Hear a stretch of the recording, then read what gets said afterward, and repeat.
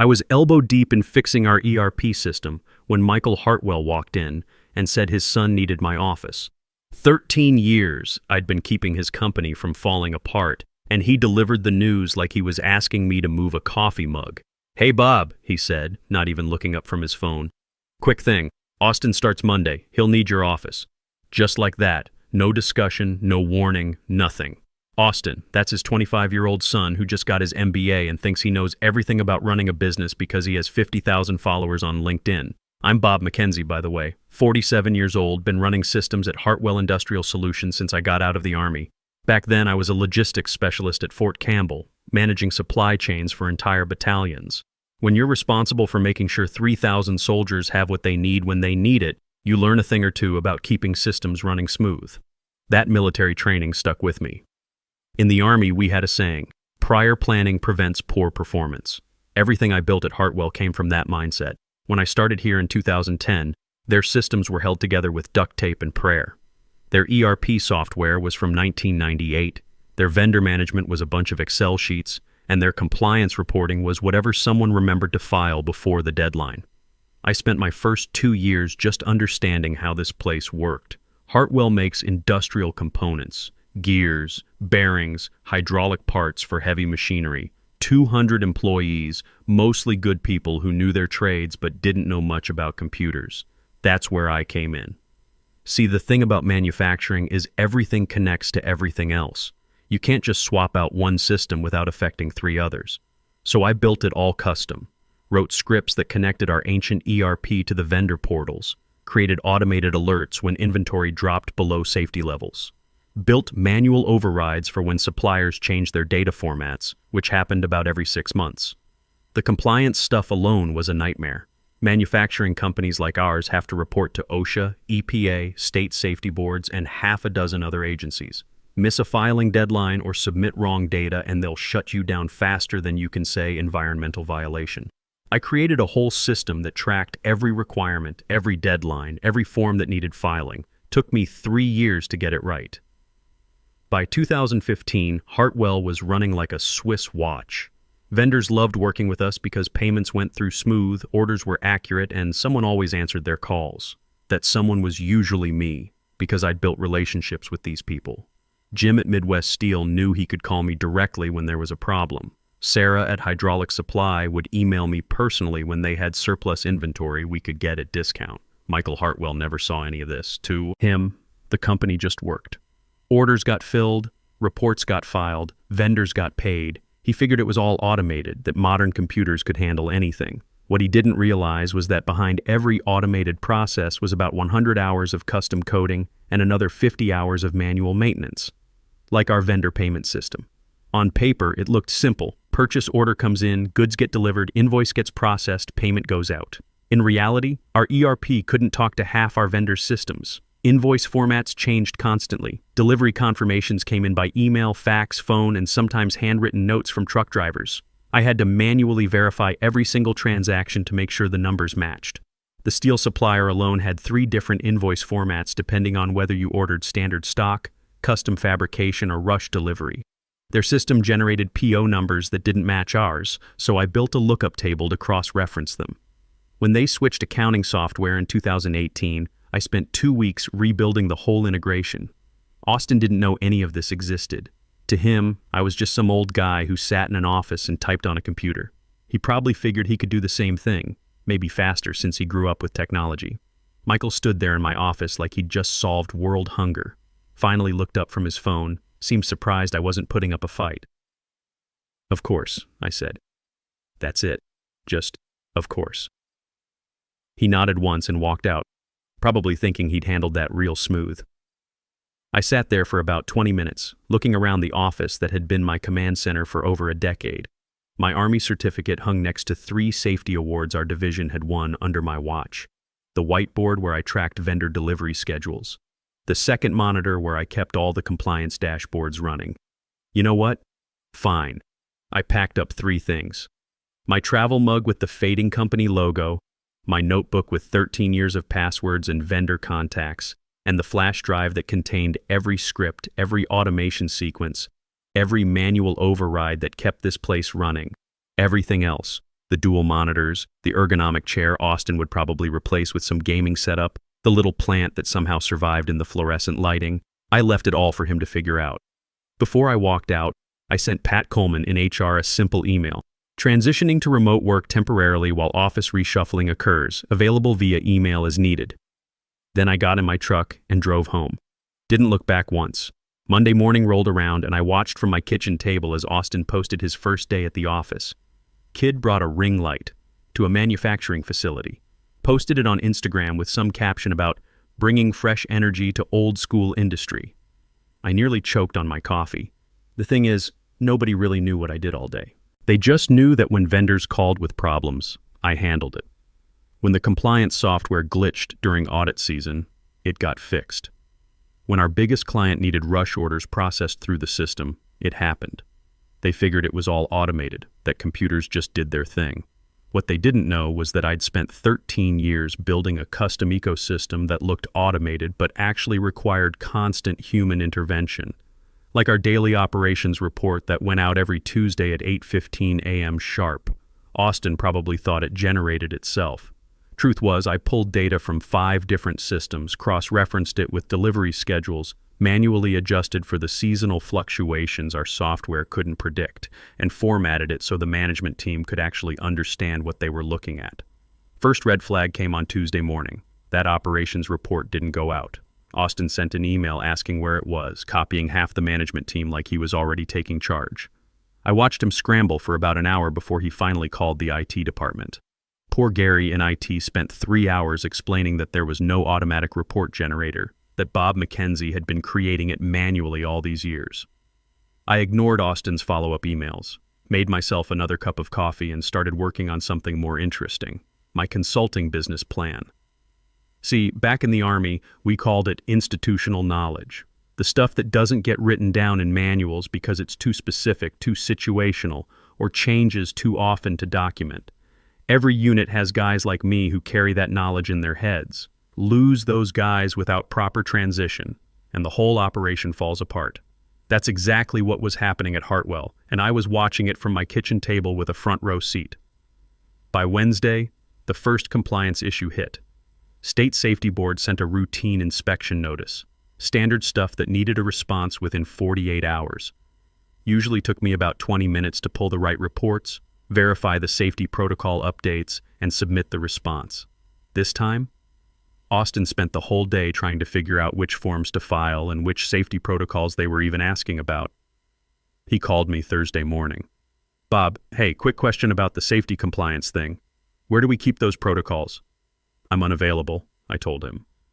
"Right, but this is kind of urgent. State inspector is asking about our chemical storage procedures and I can't find the documentation." "Those would be in the compliance database, password protected. Manual updates required monthly." Long pause. "What's the password?" "I work on retainer now. $150 per hour, 3-month minimum commitment." Another pause. Longer this time. I'll get back to you." He never did. By Friday, things were getting interesting. Midwest Steel, our biggest supplier, flagged a delivery discrepancy. Their invoice showed 500 units of bearing assemblies delivered, but our system only showed 450 received. Simple data entry error happens all the time. Normally, I'd cross-check the delivery receipt, verify the physical count with our warehouse manager, and adjust the system within an hour. Austin spent the entire day on it, called the warehouse 3 times, emailed the vendor twice, and finally just approved the invoice without verifying anything. Problem was, we actually had received all 500 units. The warehouse guy had entered them under the wrong product code. So now our inventory was off, our accounting was wrong, and we just paid for 50 units we couldn't locate in the system. That's when Jim at Midwest Steel called me directly. "Bob, what's going on over there? Kid doesn't seem to know how your receiving process works. Should I be talking to someone else?" "I'm freelancing now, Jim. If Hartwell wants me to handle vendor relations, they know my rates."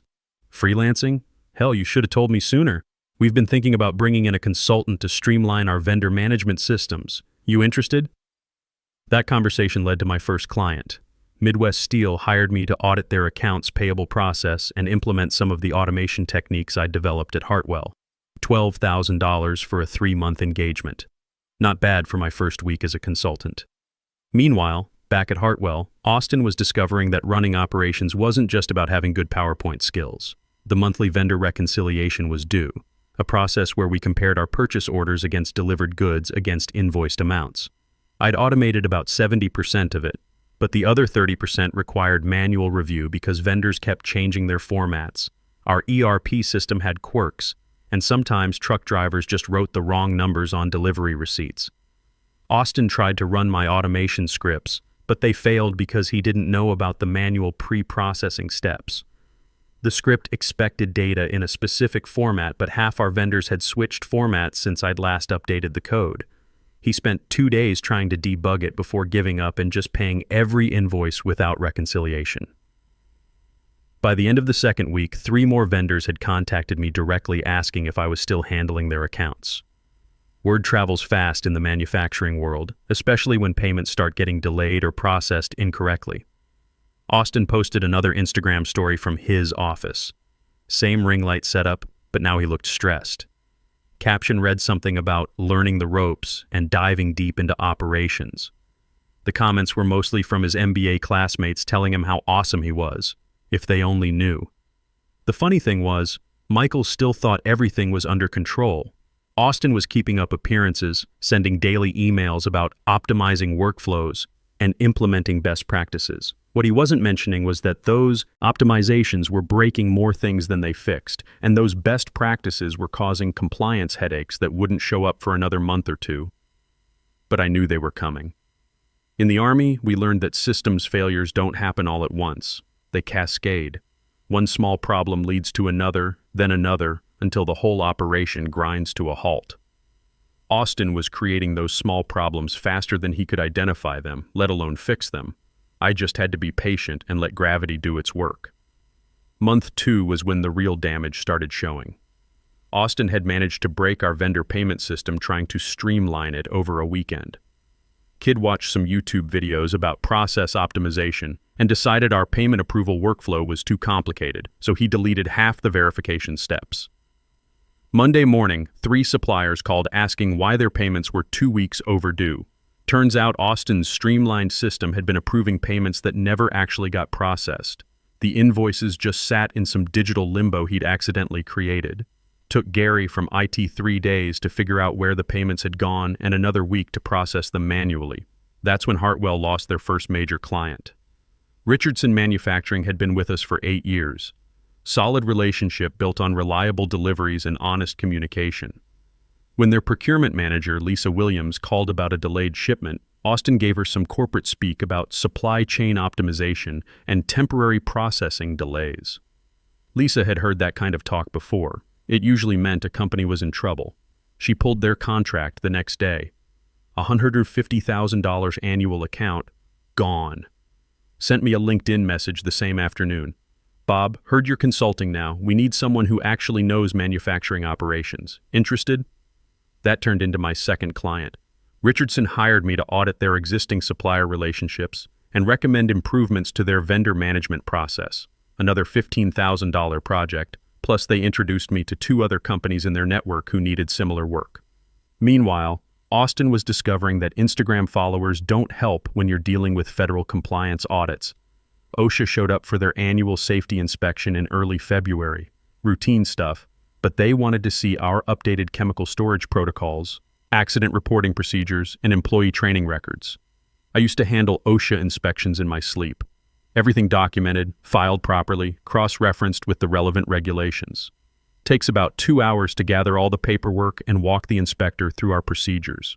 Austin spent 3 days running around the plant trying to find documentation that didn't exist in the format OSHA wanted. Our safety procedures were all there, but they were scattered across different systems, some in digital files, some in paper binders, some just in the heads of experienced workers who'd been doing things the same way for years.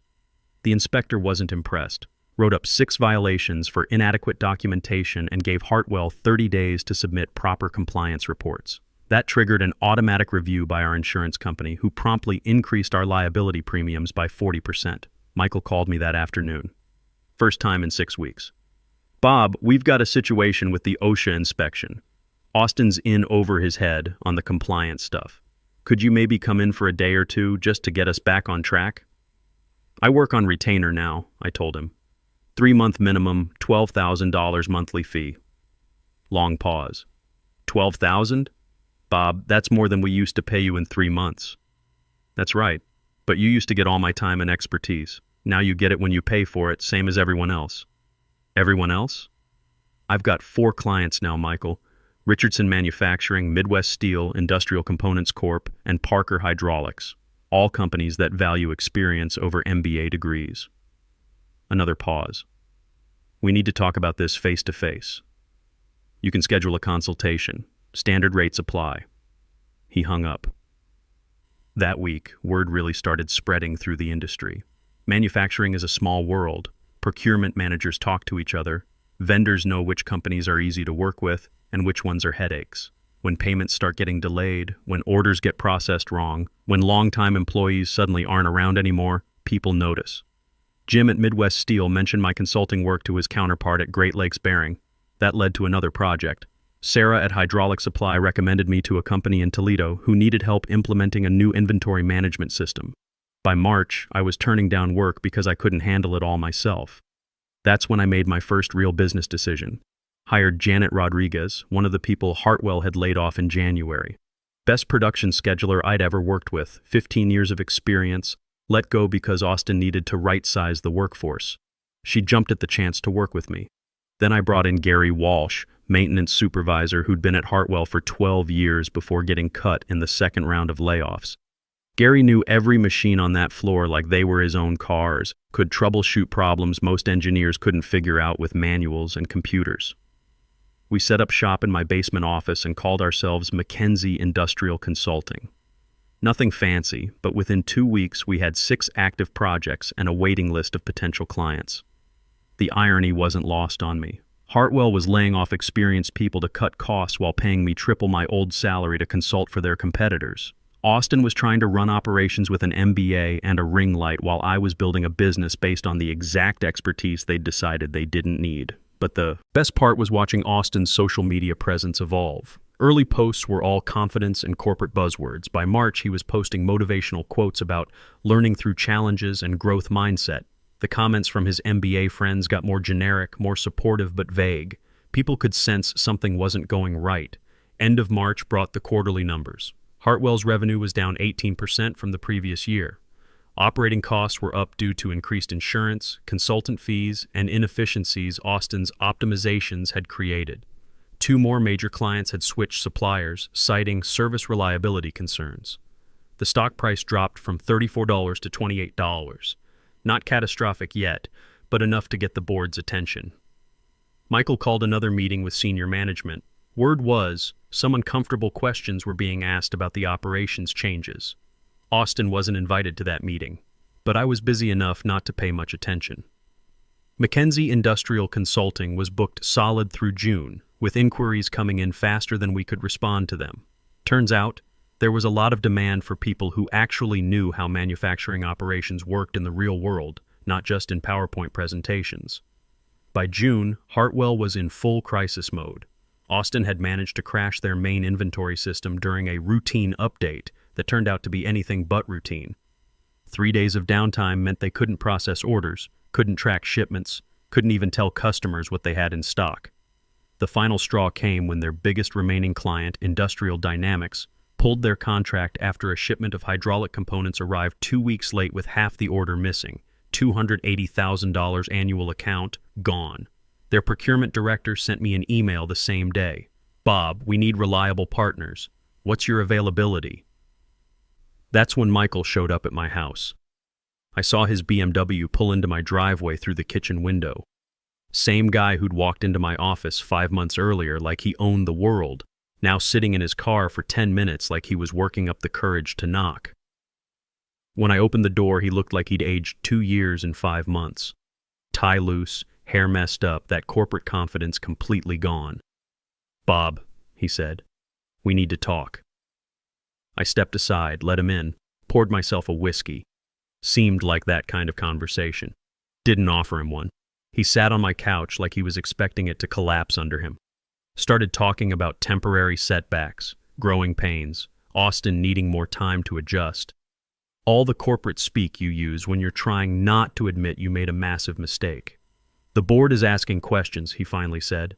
Stock's down to $22. We've lost 30% of our major accounts. Insurance premiums are through the roof after the OSHA violations. And our operating costs are up 40% because we keep having to bring in consultants to fix things Austin breaks. I sipped my whiskey and waited. We need you back, Bob. Full salary restoration, better office, whatever it takes. I'm unavailable. Come on, be reasonable. This consulting thing is nice, but it's not a real career.